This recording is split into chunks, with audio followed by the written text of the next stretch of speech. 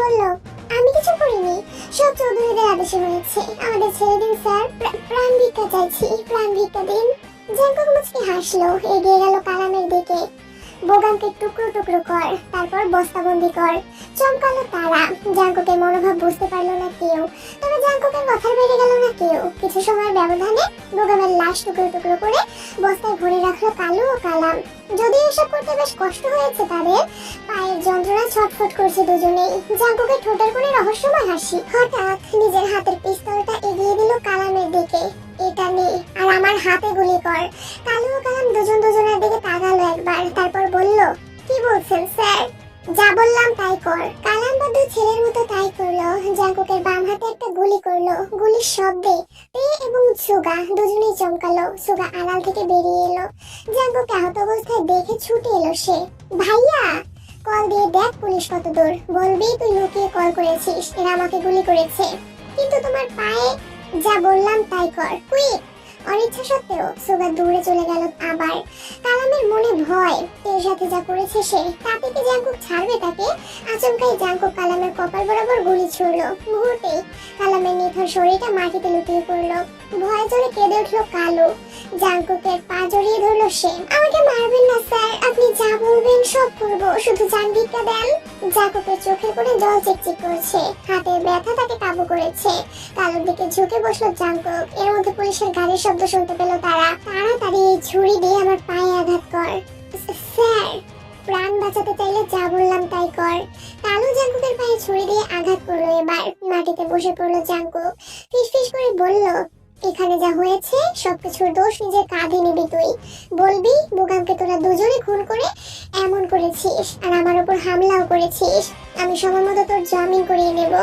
আমি সবকিছু বলবো, আপনি শুধু আমাকে মারবেন না। গুড।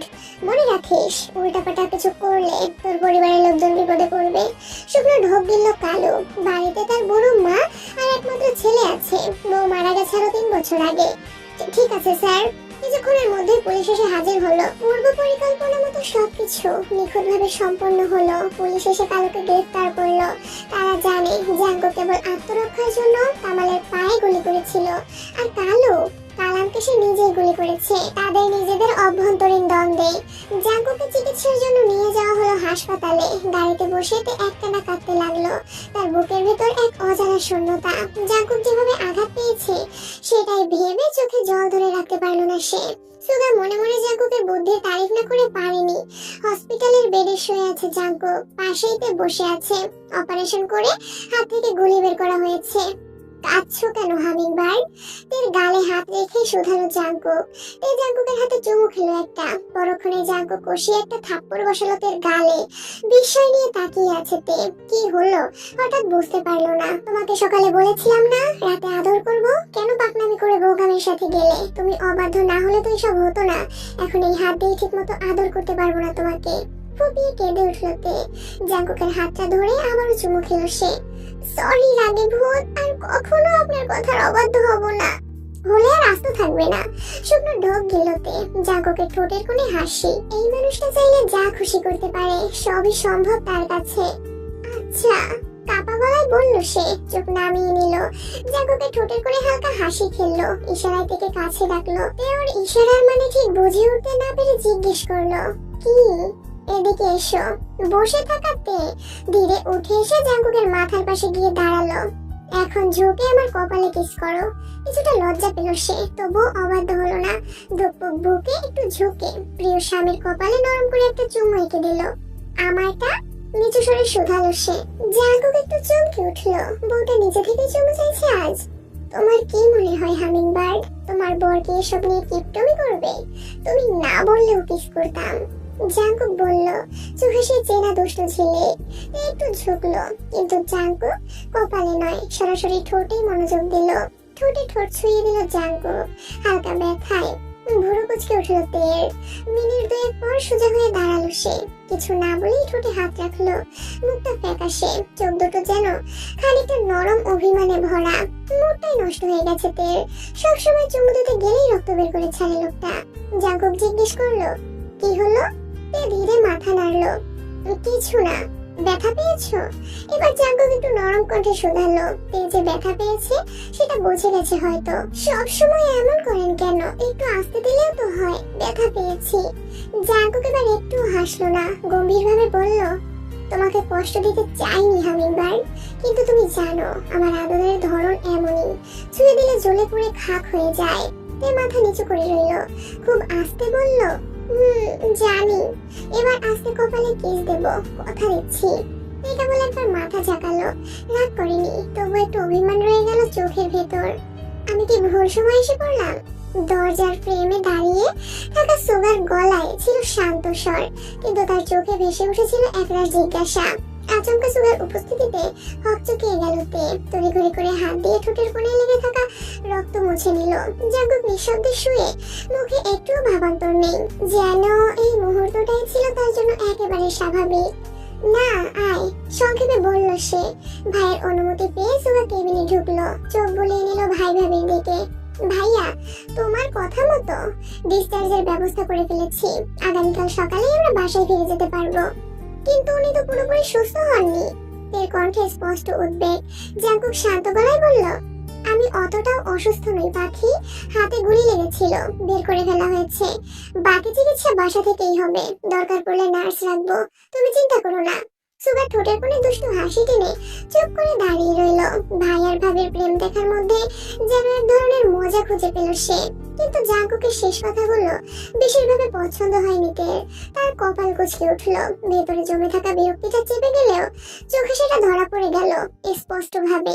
নার্সের দরকার নেই, আমি আছি তো, শান্ত গলায় বলল তে। সুগা মুখে দুষ্টু হাসি টেনে বলল, ও তাই তো, ভাবি তো আছেনি, নার্স টার্স কিছুই লাগবে না। জাঙ্কুক চোখ বন্ধ করে কিছুক্ষণ চুপ করে রইল, তারপর চোখ খুলে ঠান্ডা গলায় বলল, না, নার্স লাগবে। আমার চিকিৎসার জন্য একজন প্রফেশনাল নার্স থাকা দরকার। এর এসব বিষয়ে তেমন কোনো ধারণা নেই, কাজেই তুমি গিয়ে হসপিটালের ম্যানেজমেন্টের সঙ্গে কথা বলে ফেলো। এর বুকটা মোচড় দিয়ে উঠল, কথাটা যেন একরকম অবজ্ঞা করেই বলা হলো। রাগে আর অপমানে সে মাথা নিচু করে রইল, ঠোঁট কাঁপলেও কিছু বলল না। সুগা দাঁড়িয়ে উঠে বলল, ঠিক আছে, আমি কথা বলছি। ওকে। সুগা বেরিয়ে যেতেই ঘরে একটা অস্বস্তিকর নীরবতা নেমে এলো। জাঙ্কুক মুচকি হাসছে, যেন খুব তৃপ্ত, চোখ সরিয়ে সরাসরি তের দিকে তাকিয়ে আছে। তে কিছুই বলছে না, তার দৃষ্টি নিবদ্ধ মেঝের দিকে। জাঙ্কুকের হাসি তার চোখ এড়িয়ে গেল। নিশুতি রাত, চারপাশ ঢেকে রেখেছে গভীর নিস্তব্ধতা, যেন পুরো পৃথিবী নিঃশ্বাস আটকে অপেক্ষা করছে কোনো অজানা ঘটনার জন্য। দূরে কোথাও একটা নিরী কুকুর ঘেউ ঘেউ করে উঠছে মাঝে মাঝে, আর তার ফাঁকে ফাঁকে ভেসে আসছে দু একটা গাড়ির যান্ত্রিক শব্দ। শহরের এই অংশে রাত যেন আরো ঘন, আরো ভারী। জাঙ্কুক বরাবর নিষেধ করেছিল তেকে রাতে হসপিটালে না থাকতে, তার যুক্তিও অমূলক ছিল না। সারা রাত বসে থাকা, ক্লান্তি, অস্বস্তি সব মিলিয়ে তের জন্য সেটা যে ঠিক সুবিধার হবে না সেটা সে ভালো করেই জানতো। কিন্তু তে নাছোড়বান্দা, নিজের একরোখা ভালোবাসা আর উদ্বিগ্ন মনের জোরেই এক প্রকার কাকতি মিনতি করে স্বামীর পাশে রাত কাটানোর অনুমতি আদায় করে নিয়েছে। শেষমেশ জাঙ্কুকের কেবিনেই আরেকটা বেডের ব্যবস্থা করে দিল কর্তৃপক্ষ। যদিও এমনটা হাসপাতালের নিয়মের বাইরে, তবু আজকাল টাকার কাছে নিয়মের মাথা নোয়াতেই হয়। ক্ষমতাবান রোগের ইচ্ছাকে অগ্রাহ্য করার সাহস কারই বা আছে। এই বিছানায় শুয়ে থাকলেও চোখে ঘুম নেই, পাশ ফিরে বারবার তাকায় জাঙ্কুকের দিকে। জাঙ্কুক চোখ বন্ধ করে শুয়ে আছে, নিঃশব্দ, নির্লিপ্ত, হয়তো ঘুমিয়ে আছে সে। তের মনে পড়ে বিকেলে সে ঘটনাগুলো, ঠোঁটের ক্ষত, জাঙ্কুকের কণ্ঠে রুক্ষ ঠান্ডা সিদ্ধান্ত, সবকিছু মিলিয়ে মনটা ভার হয়ে আছে তার। তবুও তে শান্ত, কারণ সে জানে যত রুক্ষই হোক, যতটা উদাসীন দেখাক না কেন, এই মানুষটিই তার নিজের। আর এটাই যেন এই রাতের নিস্তব্ধতায় তার সবচেয়ে বড় সান্ত্বনা। রাতের আধার বেরিয়ে নতুন ভোরের আলো ধীরে ধীরে ছড়িয়ে পড়েছে শহর জুড়ে। জানালার কাঁচ গলে আসা নরম আলো যেন নিঃশব্দে জানান দিচ্ছে নতুন একটি দিনের শুরু। ঘড়িতে সময় বিকাল 10টা ছুঁই ছুঁই। ড্রয়িং রুমে বসে চা পান করছেন কিম নামজুন। পরিপাটি পোশাকে থাকলেও তার চোখে মুখে দায়িত্বের ছাপ স্পষ্ট। সামনে রাখা পত্রিকাটায় চোখ বুলিয়ে আবার চায়ের কাপে চুমুক দিচ্ছেন। রান্নাঘর থেকে বেরিয়ে এসে যিশুর জন্য সকালে নাস্তা সাজালেন। গরম গরম পরোটা, ডিম, কলা আর এক গ্লাস দুধ। যিশু ডাইনিং টেবিলে বসে খেতে শুরু করলো। জিন পাশে এসে বসলেন। কল করে দেখবে একবার, নামজুনের কণ্ঠে সজাগ ভাব। তারপর নয় রওনা দিলাম। জিন ঠোঁটে হালকা হাসি টেনে উত্তর দেন, দরকার নেই, গতকাল রাতেই তোদের সাথে কথা হলো আমার। ও বলেছে সকালে বাসায় ফেরার কথা। এতক্ষণে নিশ্চয় চলে এসেছে হসপিটাল থেকে। নামজুন মাথা নাড়লেন, চা শেষ করে টেবিলে কাপটা রাখলেন পরিপাটি করে।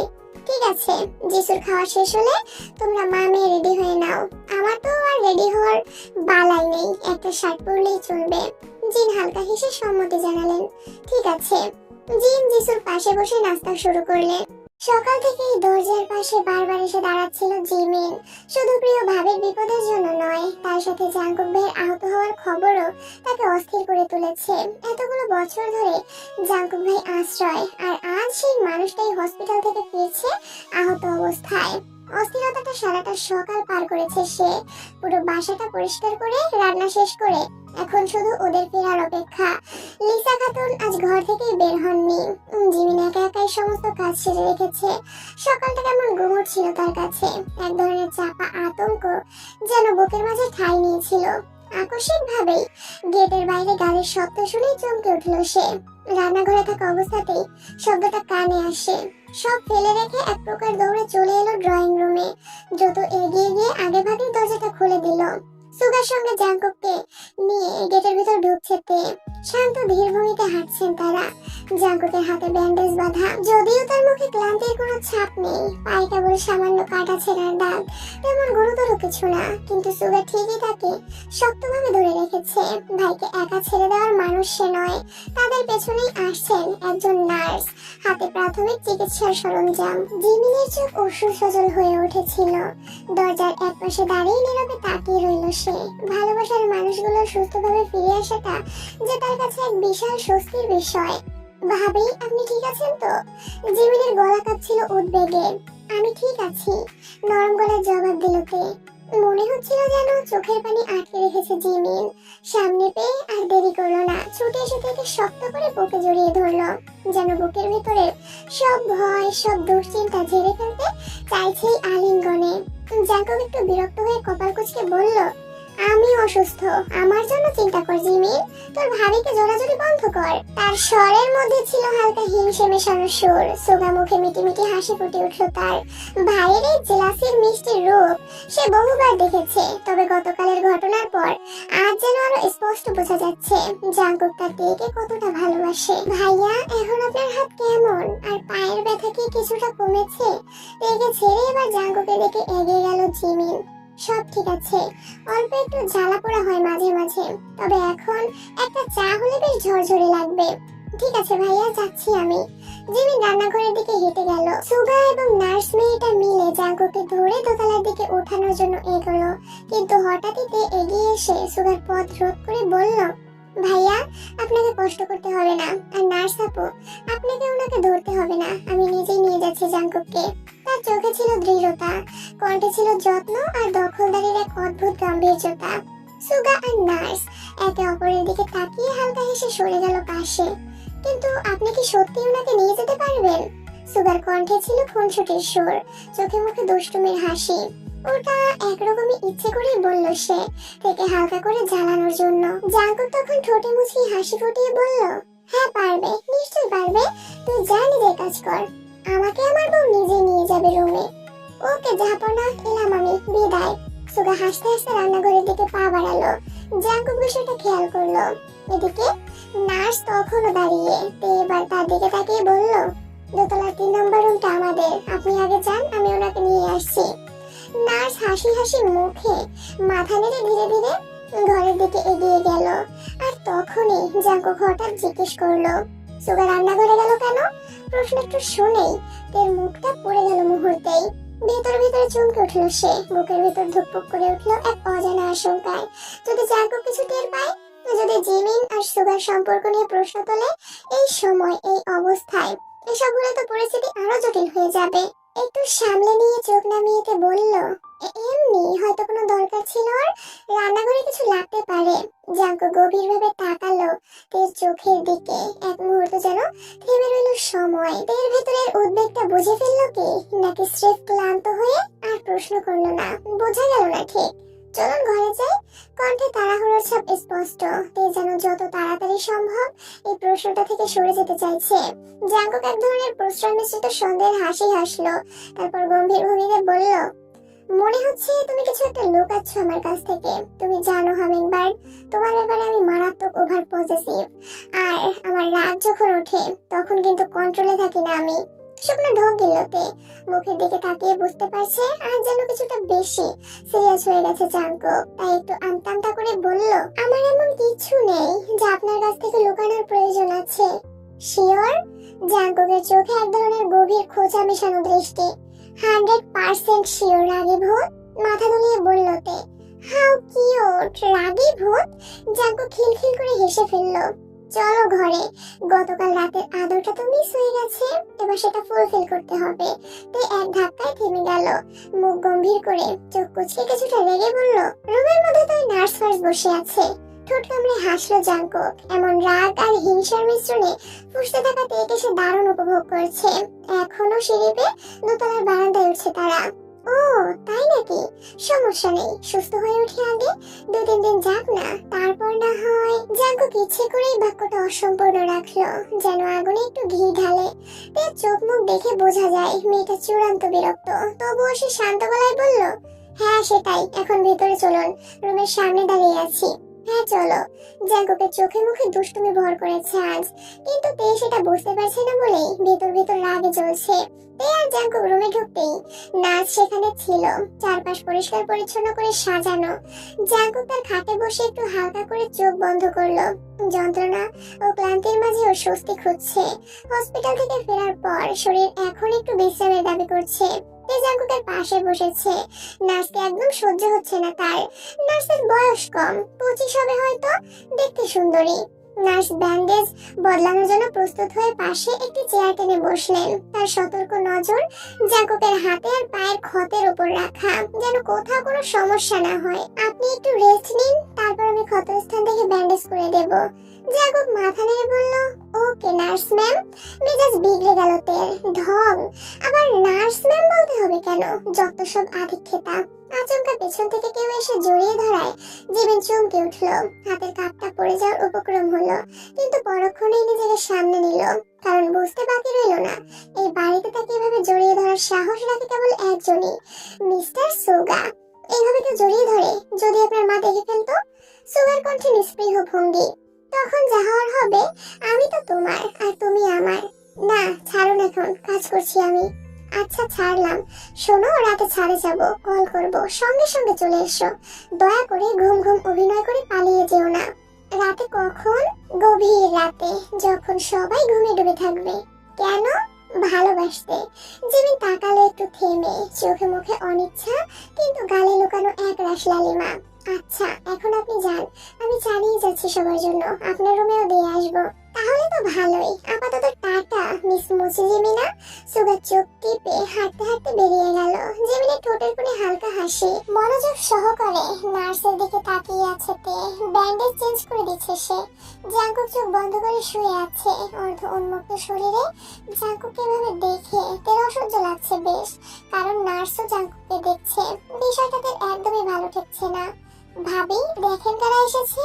আচমকা জিমিনের চিৎকারে চমকে উঠল তে। পাশে শুয়ে থাকা জাঙ্কুক ধীরে চোখ মেলে তাকালো। নার্স তখন চুপচাপ নিজের কাজে ব্যস্ত।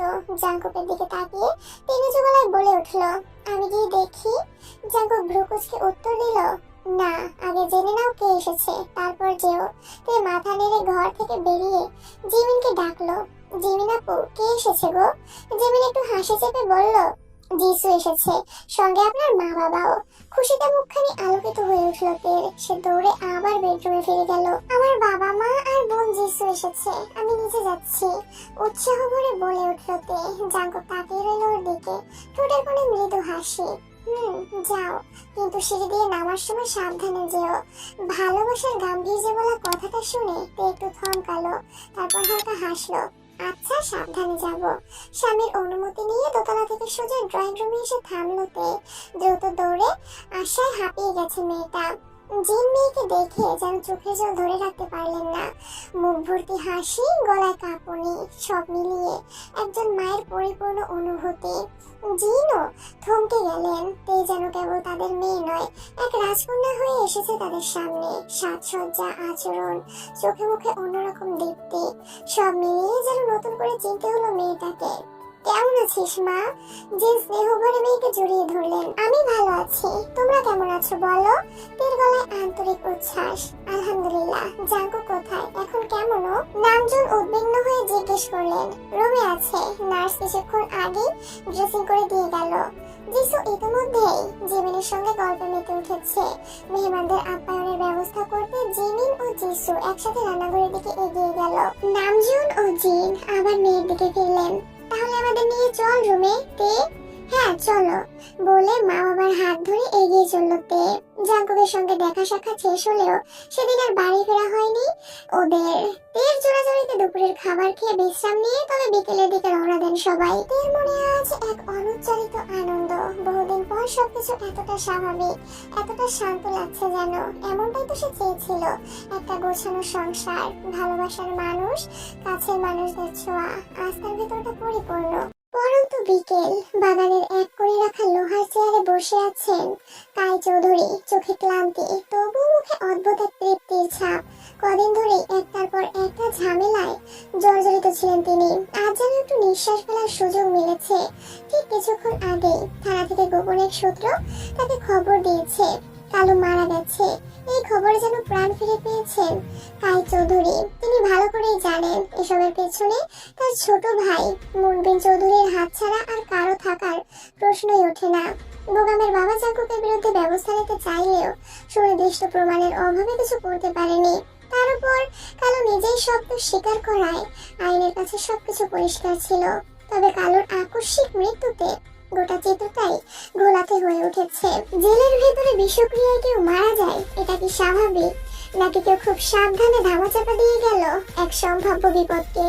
রাতের আধার ঘনিয়ে এসেছে, সময়টা এখন রাত 10টা ছুঁই ছুঁই। নার্স হানসোহি বাসায় যাওয়ার জন্য রেডি হচ্ছে। সুগা তাকে বাড়ি পৌঁছে দিয়ে আসবে। এই নিয়ে জিমিনের চোখ মুখ দেখার মতো অবস্থা। কিন্তু ভাইয়ের আদেশ তো মানতেই হবে। তাছাড়া রাত্রিবেলা একজন মেয়েকে একা ছেড়ে দেওয়া দায়িত্বহীনতার মধ্যে পড়ে। সব মিলিয়ে সুগা এক প্রকার বাধ্য হয়েই হানসোহিকে দিয়ে আসতে রাজি হয়েছে। এই চেয়ারে বসে পা দোলাচ্ছে। হানসোহি শেষবারের মতো জাঙ্কুককে একবার চেক করে নিচ্ছে। ম্যাম, সবকিছু ঠিক আছে, আমি এখন আসছি। আগামীকাল সকালে যথাসময় চলে আসবো। কোনো সময়ই ফেরত আসার দরকার নেই বাপু, আমার স্বামী আমি দেখে শুনে রাখবো। তুমি বিদায় হও জলদি। এই কথাগুলো বলতে চেয়েও বলতে পারলো না। মুখে কিছু না বলে কেবল মাথা নাড়ালো। জাঙ্কুক এক হাতে ফোন নিয়ে ব্যস্ত, ফোনে নানা কিছু দেখছে। হানসুই দ্রুত রুম থেকে বেরিয়ে গেল। জাঙ্কুক তখন ফোন পাশে রেখে তের দিকে মনোযোগ দিল। ধীরে ধীরে তের দিকে নজর দিয়ে বলল, হামিংবার্ড কাম হিয়ার। তে জাঙ্কুকের দিকে তাকালো, তবে কোনো প্রতিক্রিয়া দেখালো না। খুব রেগে আছে মেয়েটা। জাঙ্কুক তার আচরণে অবাক হচ্ছে। ভয় ডর কি উড়ে গেছে তের? তে এবার আটকে উঠল সে। জাঙ্কুকের ধমকে দ্রুত বসা থেকে উঠে দাঁড়ালো। ভয়ে ভয়ে গিয়ে বিছানার এক পাশে দাঁড়িয়ে বলল, জি। জাঙ্কুক এক হাত দিয়ে তেকে হাঁচকা টানে নিজের বুকের উপর ফেললো। ঘাবড়ে গেল তে। আপনার হাতে ব্যথা লাগবে। তোমাকে বুকে না জড়ালে পুরো শরীরটাই ব্যথায় অচল হয়ে যাবে। তুমি আমার মহা ঔষধ, আমার হামিংবার্ড। জাঙ্কুকের বুকে মুখ গুজে রইল সে। এসব ভালোবাসার কথায় মন গলবে না আজ। কি দরকার ছিল হানসুই ফানসুইকে? সে কি যথেষ্ট নয়? গাল ফুলিয়ে ফেললো তে। আমি যদি মহা ঔষধ হই তবে নার্সের কি দরকার ছিল? শব্দ করে হেসে উঠলো জাঙ্কুক। তেও সোজা হয়ে বসলো। কিছু বলতে যাবে তার আগেই জাঙ্কুক তাকে আবারও টেনে বুকে শুইয়ে দিল। তারপর থেমে থেমে কপালে ঠোঁটে থুতনিতে চুমু খেলো। আবেশে চোখ বন্ধ করতে আপাতত সবকিছু ভুলে গেছে সে। এর গালে নরম বেবি হেয়ার গুলো কানের পাশে সরিয়ে দিয়ে জাঙ্কুক বলল, মাঝে মাঝে বউকে অন্যরকম ভাবে জ্বালাতে হয়। চোখ বড় বড় করে ফেলতে অবিশ্বাসের সুরে বলল, আপনি ইচ্ছে করে করেছেন এসব? অবশ্যই। হাসি মুখে উত্তর দিল জাঙ্কুক। কিছুটা অবাকই হলো তাতে। কি? জি। আপনি খুব খারাপ। নতুন কিছু? আপনি একটা সান্ডা। হোয়াট? এটা কি? ঠিক করে হেসে উঠল এবার। জাঙ্কুক ফ্যাল দৃষ্টিতে তাকিয়ে রইল কেবল। এই নতুন শব্দটা শুনে সত্যি অবাক হয়েছে সে। সোশ্যাল মিডিয়ায় তেমন অ্যাক্টিভ নয় বলেই জীবন জাঙ্কুক খান আরিশ এই বিষয়ে অবগত নয়। এটাও আপনার মতোই দেখতে। ধ্যান কি সব বলে। জাঙ্কুকের মৃদু ধমকে চুপসে গেল তে। পুরনো জাঙ্কুকের কথা মনে পড়লেই ভীষণ ভয় পায় সে। ব্যাপারটা জাঙ্কুক খেয়াল করেছে। মেয়েটাকে হাসতে দেখলেই ভালো লাগে, কেন যে ধমক দিতে গেল। কাছে আসো হামিংবার্ড। তে বাধ্য মেয়ের মতো তাই করলো। জাঙ্কুক তাকে পাশে শুয়ে জড়িয়ে নিল বুকে। এমনিতেই নড়াচড়া করতে পারছি না বলে মন মেজাজের বালাই নেই। এত সময় আমি তোমাকে আদর না করে আছি, ভাবতে পারো। এই দুই দিকে মাথা নাড়ল। জাঙ্কুক ঠিক বুঝলো না তার উত্তর। এটা কি বোঝালে, দুই দিকে মাথা নাড়লে কেন? জি বুঝতে পারছি। বুঝলে ভালো। কি সব ওষুধ খাইয়ে দিয়েছে, শুধু ঘুম ঘুম পাচ্ছে। তাহলে ঘুমান, কিস করো। তের অস্থির লাগছে। জাঙ্কুকের বুকেই চুমু খেলো সে। স্বস্তি নিঃশ্বাস ছাড়লো জাঙ্কুক। ফ্রেন্ডস কিস ট্রাই করি আজ। ভরকালোতে সাথে লজ্জাও পেল। আমতা আমতা করে বলল, আগে সুস্থ হন তারপর। কিস করতে সুস্থ অসুস্থ কোনো ম্যাটার না, কিন্তু আপনি তো শুধু কিস করে চুপ থাকতে পারবেন না।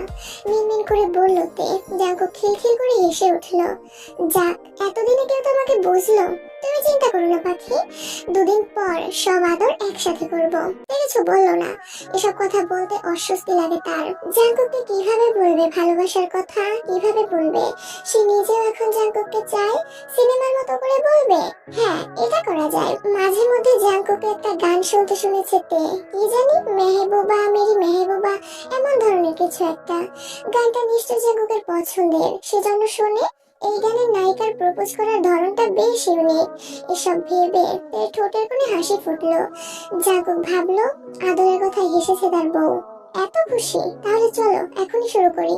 এই না না, মানে আমি অন্য কারণে হাসছিলাম। আচমকাই রেগে গেল জাঙ্কুক। তেজ চুলের মুঠি শক্ত করে চেপে ধরে বলল, আমার বুকে শুয়ে অন্য কোনো বিষয় কেন ভাবলে তুমি? এই মুহূর্তটা শুধু আমাদের, মাঝখানে কিচ্ছু আসবে না পাখি। ভুল হয়েছে আমার, কিন্তু যা ভাবছিলাম সেটাও আপনাকে নিয়েই। হাতের মুঠো আলাদা করলো জাঙ্কুক। জিজ্ঞেস করলো, কি ভাবছিলে? পরে বলবো, প্লিজ জোর করবেন না। তাহলে এখন বললে কেন? এর ইচ্ছে করছে চিৎকার করে কাঁদতে। এই লোকের সাথে ভেবেচিন্তে কথা বলতে হয়, সেটা কেন ভুলে যায় সে? আসুন আরেকটা কিস করি। এই হুট করে জাঙ্কুকের ঠোঁটে কিস করলো একটা। শান্ত হয়ে গেল লোকটা, কিছু বললো না। ঘুমাও পাখি, আমার খুব ঘুম পাচ্ছে। এই কিছু বললো না, চুপচাপ চোখ বন্ধ করে ফেললো। দরজায় ঠক ঠক আওয়াজে কোনো ভ্রুক্ষেপ নেই জিমিনের। সে যেন আজ পণ করেছে, কিছুতেই ঘর থেকে বেরোবে না আজ। হাঁসের বাচ্চা, এই হাঁসের বাচ্চা, দরজা খোলো। কতবার কল দিলাম, ছাদে যাবে না? ফিসফিস করে জিজ্ঞেস করলো সুগা। জিমিন এখনো বিছানায় শুয়ে আছে। রাগে শরীর জ্বলছে তার। সে উঠলো না, ওভাবেই শুয়ে রইল। সুগা বেশ কয়েকবার ডাকাডাকি করলো। ঘুমিয়ে গিয়েছো জিমিনা? হ্যাঁ, আপনিও গিয়ে ঘুমান। সুগা ফিক করে হেসে উঠলো। মেয়েটার কণ্ঠে রাগ আর অভিমান স্পষ্ট। লক্ষ্মীটি আমার, প্লিজ এসো, আই মিস ইউ। শোয়া থেকে উঠে বসলো জিমিন। মেয়েদের একটাই সমস্যা, ভালোবাসার পুরুষ একটু মিষ্টি করে বললেই সবকিছু ভুলে যায়। জিমিনও মন কম্পমান করে আস্তে আস্তে দরজা খুলে দিল। কি হয়েছে? কিছুটা রেগেই জিজ্ঞেস করলো জিমিন। সুগা জিমিনের হাত দুটো নিজের হাতের মাঝে ধরে বলল, রাগ করেছো কেন সোনা বউ? বউ? এত ঢং করতে হবে না, কিচ্ছু হয়নি আমার। বুঝতে পেরেছি, হানসুইকে বাসায় পৌঁছানোর জন্য, তাই তো? বুঝলে আবার ঢং করেন কেন সুগা ভাই? জিমিন ভাই বলে ডাকাতে চোখ মুখ ফ্যাকাশে হয়ে গেল সুগার। তার জন্য ভাই ডাকতে হবে? কি করবো বলো? ভাইয়ের আদেশ, তার উপর একটা মেয়ের নিরাপত্তার বিষয়। জানি তো। আচমকাই সুগা জিমিনকে জোরে বুকে জড়িয়ে ধরলো। জিমিন হঠাৎ স্তব্ধ হয়ে গেল, চোখ বড় করে চমকে উঠলো। তার হৃদস্পন্দন বেড়ে গেল, শ্বাস প্রশ্বাস দ্রুত হতে লাগলো। মুহূর্তেই বুকে বাঁধা রাগ আর অভিমান যেন ভুলে গিয়ে তার শরীর ভরে গেল সুগার উষ্ণতায়। সুগার স্পর্শে তার মন এক অন্য জাগরণে পৌঁছালো, যা আগে কখনো অনুভব হয়নি। ছোট্ট এই আলিঙ্গনে দুজনের মাঝে দূরত্ব মুহূর্তেই মিশে গেল। লক্ষ্মীটি, অভিমান করে থেকো না। জিমিন থরথর করে কাঁপছে, লজ্জায় আর ভালোবাসার মিশ্রণে ঠোঁট দিয়ে কথা বের হচ্ছে না। আমি ঘুমাবো, ছাড়ুন। তার কাঁপা কাঁপা গলায় কথা শুনে সুগা একটু হাসলো, তারপর আলতো করে তাকে মুক্ত করে দিল। সেও লজ্জায় লাল হয়ে উঠেছে, চোখ সরিয়ে নিচ্ছিল। দুজনের মধ্যে সেই অদ্ভুত মিষ্টি নীরবতা বাস করছিল, যেখানে কথা কম, অনুভূতি বেশি। শুভরাত্রি। শুভরাত্রি। সুগা হাত দিয়ে মাথা চুলকাতে চুলকাতে নিজের ঘরের দিকে ধীরে ধীরে এগোতে লাগলো। অন্যদিকে জিমিনা দরজা আটকে দেওয়ার পর দ্রুত দৌড় করেও বুকে হাত রেখে বিছানায় শুয়ে পড়লো। তার মন এখনো থমথমে, শরীরটা লজ্জা আর অদ্ভুত উষ্ণতায় ভরপুর। দিন যতই এগোচ্ছে আয়ুর প্রতি জিহুপের ভালোবাসা ততই বৃদ্ধি পাচ্ছে। আজকাল প্রায় কথা হচ্ছে দুজনের, কখনো অল্প স্বল্প আবার কখনো বেশি। আয়ু নতুন দেশে নিজেকে মানিয়ে নেওয়ার আপ্রাণ চেষ্টা করছে। বাইরে টিপটিপ বৃষ্টি নেমেছে, মেঘের ঘন আধার ছড়িয়ে পড়েছে চারিদিকে। মাঝে মধ্যে গর্জন করে মেঘেরা তার গম্ভীর গান শোনাচ্ছে। শুক্রবার, অফিসের ছুটির দিন। সুগা জাংকুক দুই ভাই আজকের এই স্নিগ্ধ দিনে বাড়িতেই আছে। জাংকুকের হাতের ব্যথা এখন অনেকটাই সেরে গেছে। বৃষ্টি মুখর এই দিনে খাবারও বিশেষ কিছু হওয়া লাগবে, তাই খিচুড়ির সঙ্গে মশলাদার গরুর মাংস ভুনা রান্না করা হয়েছে। আর এই বাড়ির ছেলেরা তো বিরিয়ানি ছাড়া আর কিছুতেই সন্তুষ্ট হয় না, তাই অন্য খাবারের বদলে অন্যরকম খাবার তৈরি করা হয়েছে। জিমিন আর তে মিলে যত্ন করে দুপুরে রান্না বান্না শেষ করলো। ঘরটা যেন এখন ঘ্রাণে ভরে উঠেছে, মশলার টংটঙানি আর রান্নার হাসি আনন্দে। গতকাল থেকে জাংকুকের আচরণ তের কাছে অদ্ভুত লাগছে, যেন সে নিজেকে তের থেকে একটু একটু করে দূরে সরিয়ে নিচ্ছে। কথা বলতেও যেন মন করছে না, শুধু জরুরি কিছু বলেই উঠে যাচ্ছে। এই হঠাৎ পরিবর্তন তেকে শুধু অবাক করেনি, বরং তার মনকে আরো বেশি ব্যথিত করেছে। এক ধরনের অকথিত কষ্ট, যা বুঝতে পারছে না কেন এমন হলো। তের হৃদয় ঝড়ের মতো বিক্ষুব্ধ, আর পাশে থাকা মানুষটা যেন তার থেকে হিমশীতল দূরত্ব বজায় রাখছে। কাজকর্ম শেষে নিজের রুমে প্রবেশ করলো তে। বিছানায় বসে আছে জাংকুক, তেকে খেয়াল পর্যন্ত করছে না। তপ্ত নিঃশ্বাস ছাড়লো সে। এগিয়ে গেল জাংকুকের দিকে। আপনার কি হয়েছে জাংকুক? আমার কি হবে হামিংবার্ড?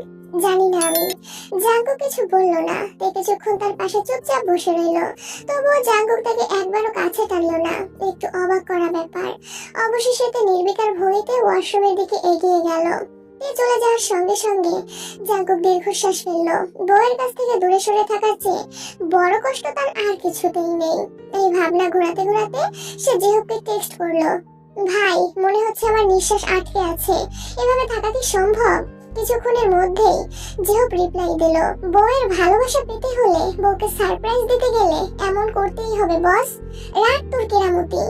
বউ আমার কাছে আসছে, অথচ আমি হাবলা পুরুষদের মতো চুপচাপ বসে আছি।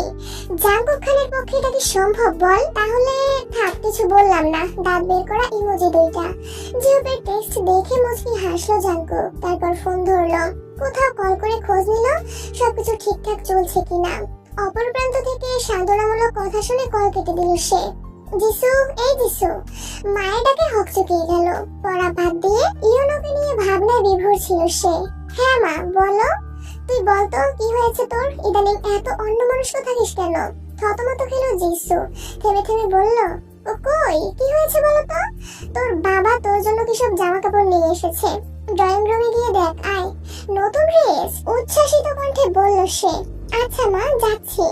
যিশু এক মুহূর্ত কালক্ষেপণ না করে ড্রয়িং রুমের দিকে এগোলো। জিনের খটকা লাগছে। যিশুর আচরণ মোটেও ঠিকঠাক লাগছে না ওনার।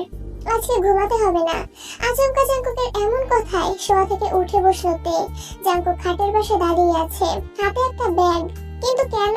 আমার ইচ্ছে। উঠে এই শাড়িটা পরে নাও পাখি। জাংকুক তে দিকে ব্যাগটা এগিয়ে দিল। তে ব্যাগটা হাতে নিল। ধীরে ধীরে ব্যাগের ভেতর থেকে অপূর্ব চোখ ধাঁধানো একটা শাড়ি বের করলো। খাঁটি সোনার জরির সুতোয় হাতে বোনা জামদানি। শাড়ির জমিনে সূক্ষ্ম মসলিন আর পার জুড়ে জ্যামিতিক নকশা, যার মূল্য কয়েক লক্ষ টাকা। প্রতিটি সুতোয় যেন ইতিহাস, সংস্কৃতি আর ভালোবাসার ঘ্রাণ লেগে আছে। তে নিঃশ্বাস বন্ধ করে তাকিয়ে রইল। এটা তো কোনো সাধারণ শাড়ি না, মনে হচ্ছে অনেক দামি। না, এটা তোমার শাড়ি। তোমার শাড়ি তো সাধারণ হতে পারে না হামিংবার্ড। নারায়ণগঞ্জের একজন বুড়ো তাঁতিকে দিয়ে হাতে বুনিয়েছি 4 মাস ধরে। এর চোখ দুটো ঝাপসা হয়ে আসছে। টাকা পয়সার হিসাব করছে না সে, কিন্তু এতগুলো মাস ধরে একটা শাড়ি তৈরি করানো মানে কতটা ভালোবাসা লুকিয়েছিল তাতে। আপনি এতগুলো মাস ধরে এটা তৈরি করিয়েছেন? জাংকুক তাকে জড়িয়ে নিল এবার। কপালে কপাল ঠেকালো, কোমরে শক্ত করে হাত রেখে বলল, তাড়াতাড়ি রেডি হয়ে নাও, আরো কিছু দেওয়ার বাকি আছে। তে যেন দেখে প্রাণ ফিরে পেল। এই তো তার চেনা মানুষটা। মুচকি হাসলো তে। আমি রেডি হয়ে আসছি, এখানেই চেঞ্জ করো। কিন্তু আপনি। জাঙ্কুক কিছু বলল না, হুট করে রুমের অন্যদিকে চলে গেল। তত্ত্ব নিঃশ্বাস ছাড়ল তে। রুমে বসে চেঞ্জ করার সিদ্ধান্ত নিল। জাঙ্কুক যে অন্যদিকে গিয়ে দাঁড়িয়েছে এটাই অনেক। এখন চেঞ্জ করো হামিংবার্ড। আচমকা জাঙ্কুকের আগমনে চমকালো মেয়েটা। চেয়ার নিয়ে এসে আটসাট হয়ে বসেছে সে। আপনি? হ্যাঁ আমি, তোমার একমাত্র স্বামী। শুরু করো। তে কি বলবে সেটা যেন ভুলে গেল। এর সাথে কথা বাড়িয়ে লাভ নেই। ঝটপট চেঞ্জ করে নিল তে। চুলগুলো আছে, কানে ডায়মন্ডের দুলো, গলায় নেকলেস পরে নিল। তবে সব গয়নাই সিম্পল। জাঙ্কুক মুগ্ধ নয়নে তের দিকে তাকিয়ে আছে। ঠিক আছে, গলা নিচু করে শুধালো তে। জাঙ্কুক বসা থেকে উঠে তের দিকে এগুলো। ইচ্ছে করছে আদর করে, কিন্তু এখন তোমাকে ধরলে সব সাজগোজ নষ্ট হয়ে যাবে। তে ঠিক করে হাসলো। বেচারা জাঙ্কুক দেয়াল ঘড়ির দিকে তাকিয়ে আছে সে। আর মাত্র 2 মিনিট বাকি। রাত ঠিক 12টা। ঘরের বাতি নিভে গেল আচমকাই। তে কিছু বুঝে ওঠার আগেই চারপাশ আলোয় ভরে উঠলো। হালকা গোলাপি, সোনালি আর মোমবাতির নরম আলো। ব্যাকগ্রাউন্ডে ধীর লয়ের পিয়ানো মিউজিক বাজছে। নরম সাদা পর্দার আড়াল থেকে এগিয়ে এলো জাঙ্কুক। হাতে এক কালো ভেলভেট বক্স, ঠোঁটে মৃদু হাসি। শুভ জন্মদিন মাই প্রিন্সেস। চমকালো তে। আজ ওর জন্মদিন ভুলেই গিয়েছিল সে। চোখ ছলছল করে উঠল তার। আজ আমার জন্মদিন, সেটাও আপনি জানেন? আমার বইয়ের কোন তারিখে কি সবকিছুই আমি জানি ডার্লিং। জাঙ্কুকের ঠোঁটের কোণে দুষ্টু হাসি। লোকটা আর ভালো হলো না। পেছন থেকে জাঙ্কুক জড়িয়ে ধরলো তাকে। তারপর সামনে এসে ধীরে ধীরে হাতে তুলে ধরলো কালো রঙের ভেলভেট বক্সটা। এইটার কোনো দরকার ছিল না। জাঙ্কুক হাসলো। তোমার জন্মদিনে আমি শুধু একটা জিনিস দিতে চেয়েছি, তোমার মতো রাজকীয় কিছু। বক্সটা খুলতেই আলোর ঝলক, যেন তারার চেয়ে বেশি উজ্জ্বল কিছু। হোয়াইট গোল্ডের গড়া হীরা, অনিখস আর সবুজ ওমারেন্ট চোখে পড়া এক রাজসিক চিতা। নেকলেস নয়, যেন তের গলার জন্য তৈরি এক রাজমুকুট। তোমাকে এই জগতে একমাত্র আমার বলে জানাতে এর চেয়ে দামি কিছু আমি পাইনি। আমার সর্বোচ্চ দেওয়ার চেষ্টা করেছি হামিংবার্ড। জাঙ্কুক বলল মৃদু কণ্ঠে। তে এখনো গয়নাটার দিকে তাকিয়ে আছে, চোখ ফেরাতে পারছে না। এই জন্যই গতকাল থেকে ওরকম অদ্ভুত আচরণ করছিলেন। অদ্ভুত? রাগ করছিলেন না, জোর করছিলেন না। আর আজ থেমে গেল তে। লজ্জা লাগছে তার। জাঙ্কুক মিটিমিটি হাসছে। আচমকাই তের হাত দুটো পেছনে চেপে ধরে ঘাড়ে মুখ গুজে দিল সে। চোখ বন্ধ করে ফেলল তে। আই লাভ ইউ তে। Do you love me? তের সমস্ত শরীর থরথর করে কাঁপছে। ঠোঁট কাঁপছে কিছু বলতে, কিন্তু শব্দ বেরোচ্ছে না। চোখে মুখে দ্বিধা, সংকোচ আর গভীর আবেগের মিশ্র ছায়া। জাঙ্কুক অপেক্ষায়। তার ধৈর্যের সীমা যেন শেষ প্রান্তে এসে দাঁড়িয়েছে। তের এই দীর্ঘ নীরবতা অসহ্য ঠেকছে তার কাছে। সে নিজেকে সামলে নিচ্ছে, ভেতরে ভেতরে সাহস সঞ্চয় করছে। সেও আজ বলতে চায় ভালোবাসার সেই জমে থাকা কথা। ঠোঁট খোলার চেষ্টা করতেই হঠাৎ ঘাড়ে তীব্র এক ব্যথা অনুভব করলো সে। চমকে উঠল তে। মুহূর্তে বুঝে গেল অধৈর্য জাঙ্কুক তার ঘাড়ে কামড় দিয়েছে। ভালোবাসার উন্মাদনায়, একরোখা আবেগে এমন পাগলামিটুকু করাতে নিজেকে থামাতে পারল না জাঙ্কুক। লাগছে আমার। জাঙ্কুক মুচকি হাসলো। তের কথা অগ্রাহ্য করে পরপর অনেকগুলো কামড় বসালো ঘাড়ে। অপেক্ষা করালে কেন হামিংবার্ড? আমি অপেক্ষা করতে পারি না, আমার উত্তর চাই। আমি আমি থাক, আজকের দিনটা তোমার, তাই আজ কোনো জোর করবো না। কাল থেকে প্রতিদিন প্রতি রাত শুধু আমার, বুঝেছো পাখি? অধৈর্য আমি আর ধৈর্য ধরতে পারছি না। তে মাথা নাড়লো কেবল। জাঙ্কুক তাকে কোলে তুলে নিয়ে দরজার দিকে এগোলো। তে কৌতূহলী হয়ে জিজ্ঞেস করলো, কোথায় যাচ্ছেন? Wait and see. তে চুপ করে গেল। ঘর থেকে বেরিয়ে বারান্দা দিয়ে এগিয়ে যাচ্ছে জাঙ্কুক। তার প্রতিটা পদক্ষেপের সাথে বারান্দায় রং বেরঙে আলো জ্বলে উঠছে। তে অবাক হয়ে দেখছে সবকিছু। জাঙ্কুক এক পা এক পা করে এগিয়ে চলেছে, সাথে রঙিন বাতি জ্বলে উঠছে এবং লাল গোলাপের পাপড়ি ঝরে পড়ছে। সবকিছু স্বপ্নের মতো সুন্দর লাগছে তার কাছে। এক পা এক পা করে তারা যখন সিঁড়ি দিয়ে নিচে নামছিল, তখন মনে হচ্ছিল তারা কোনো স্বপ্নের দৃশ্যের মাঝে হাঁটছে। ড্রয়িং রুমে পৌঁছাতেই থমকে দাঁড়ালো তে। এক মুহূর্তের জন্য যেন নিঃশ্বাস বন্ধ হয়ে গেল তার। চারপাশে সব পরিচিত মুখ, তাদের চোখে ভালোবাসা আর উচ্ছ্বাস। কেউ হাসছে, কেউ চোখ মুছছে। সবাই নতুন জামা কাপড় পরে দাঁড়িয়ে আছে। এমনকি তের বাবার বাড়ির মানুষজনও। পুরো ঘর জুড়ে বাতাসে ভাসছে কনফেটি আর গোলাপের ঘ্রাণ। তাকে কোলে রেখে নিচে নামিয়ে দিল জাঙ্কুক। এরপর ধীরে ধীরে তার হাত ধরে সামনে নিয়ে এলো। চারপাশ থেকে গেয়ে উঠলো সবাই, happy birthday to you, happy birthday to you, happy birthday dear তে, হ্যাপি বার্থডে টু ইউ। জিন মেয়েকে শক্ত করে জড়িয়ে ধরলেন, মমতার স্নেহে ভরা একটুখানি চুমু রাখলেন মেয়ের গালে। যিশু আদরে আপ্লুত হয়ে বোনকে আলতো করে জড়িয়ে ধরেছে, চোখে তার আনন্দের দীপ্তি। চারপাশে ছড়িয়ে পড়েছে এক উষ্ণ ভালোবাসায় ভরা আবহ। সবাই খুব খুশি, হাসির ঝিলিকে ভরে উঠেছে পুরো ঘরটা। তার সুখ আনন্দ সব একাকার হয়ে গেছে এই মুহূর্তে। তার চোখের কোণে জমে থাকা জলের বিন্দুগুলো গড়িয়ে পড়লো গাল বেয়ে। সে কখনো কল্পনাও করেনি যে তার জন্মদিন এমন বিস্ময় আর ভালোবাসায় ভরা হবে। জাঙ্কুক চুপচাপ পাশে দাঁড়িয়ে তার প্রতিক্রিয়া দিচ্ছে। সে চোখে চোখে রেখে মৃদু হাসলো। তে চারপাশে তাকিয়ে দেখে দেয়ালের উপরে বড় করে লেখা, আমাদের আলোতে শুভ জন্মদিন। রঙিন বেলুন, ঝলমলে লাইটিং, পাপড়ির ছড়াছড়ি, সব মিলিয়ে পুরো বাড়িটা যেন স্বপ্নপুরী হয়ে উঠেছে। ড্রয়িং রুমের এক পাশে রাখা বিশাল কেকটার দিকে তাকিয়ে থাকে কিছুক্ষণ, তারপর হাসি মুখে বলে, এত কিছু আমার জন্য? তোমরা আমাকে এত ভালোবাসো? তুই আমাদের পৃথিবী রে মা, তোকে ভালো না বাসলে কাকে বাসবো? যিশু হেসে বলে, তোর জন্য আজকের পুরো দিনটাই শুধু চমক আর চমক আপু, সবকিছু দুলাভাইয়ের কাজ। জাঙ্কুক সামনে এসে তার কানে ফিসফিসিয়ে বলল, চলো কেক কাটো, এরপরে আরো কিছু চমক বাকি আছে। তে বিস্ময়ে চোখ তাকায় ওর দিকে। আরো? জাঙ্কুক মুচকি হেসে চোখ টিপ দেয়। তে বুঝে যায় আজকে রাতটা শুধু তার, শুধু জাঙ্কুকের ভালোবাসায় মোড়ানো এক স্বপ্নের রাত হতে চলেছে। কেক কাটার পর বাড়ি ভরে ওঠে হাততালি, ক্যামেরার ফ্ল্যাশ